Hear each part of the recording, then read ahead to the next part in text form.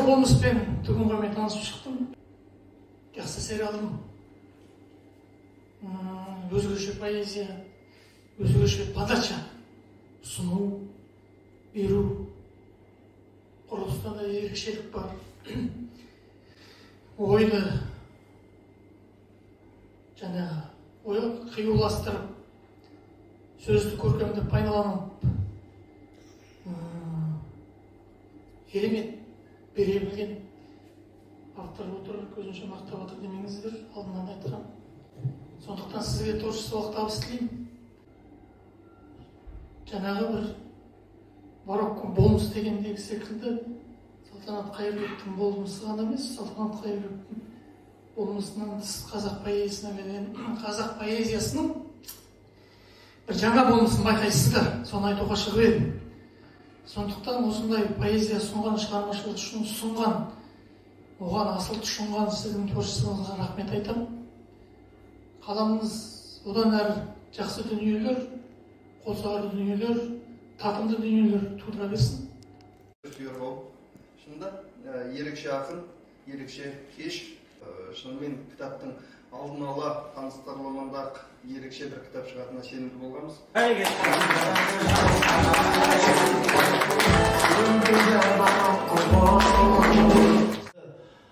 Сіздің өлеңдеріңізден бір ішкі күрес десем, соны байқадым.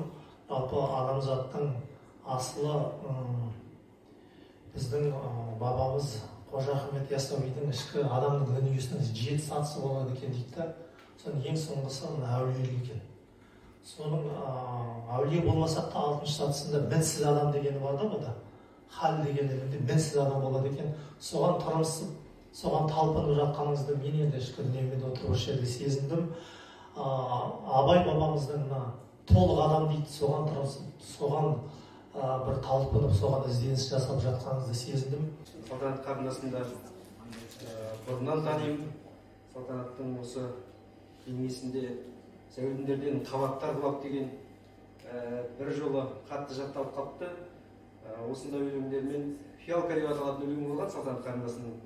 Сол өлеңмен осы ең алғаш Қарағанды шаһарында жыр жауһар поэзия клубында танысқан едік. Сол кезде осы Салтанат осы өлеңмен жарқ етіп, барлығының бір бұндай ақын бізде бар екен деп бәріміз таң қалған болатынбыз. Бүгін тағы бір Салтанат тағы бір қырынан таң қалдырып отыр бізді. Өте қуаныштымыз. Салтанаттың осы кітабын өткенде ғана Жәкеңнен алып, Жарқынбектен алып оқыған болатынбыз. Шынымен де керемет, енді өлеңнің құрылысы, ұйқасы, тіпті ешкімге ұқсамайтын болмысы шынымен де бізді тәнті етті. Бұны тіпті түсіну үшін білмеймін, миға көптеген шабуыл жасалды. Сондықтан санамызға сілкініс әкелген Салтанат қарындасымызға көп рахмет айтамыз. Қаламгерлер атынан саған тағы да алғыс айтамыз. Керемет өнерін өрістей берсін.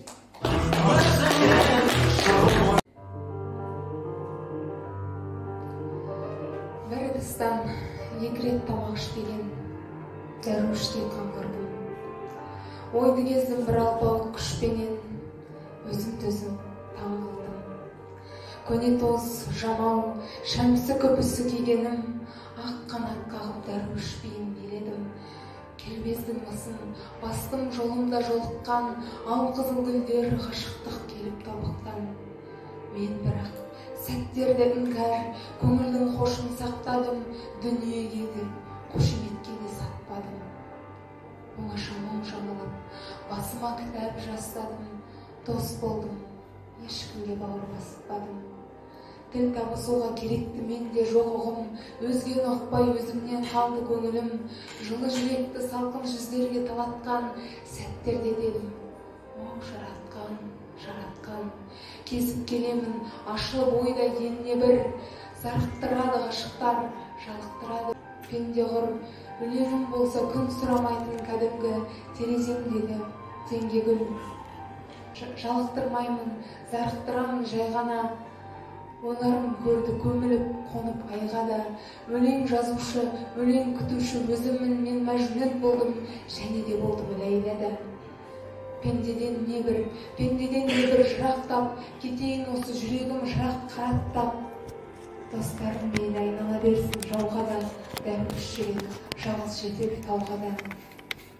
Ұмытқым келіп, өлеңдерімнің әлегін қаңқырап тұрып, естідім жүрек әуенін.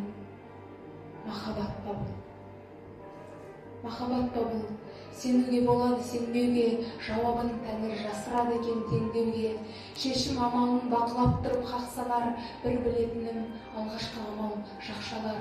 Бір білетінім бақыттың жолы алысық, ашылғанымен жақшалар таңбалар кетер ауысып, сезімді түгел тауысып.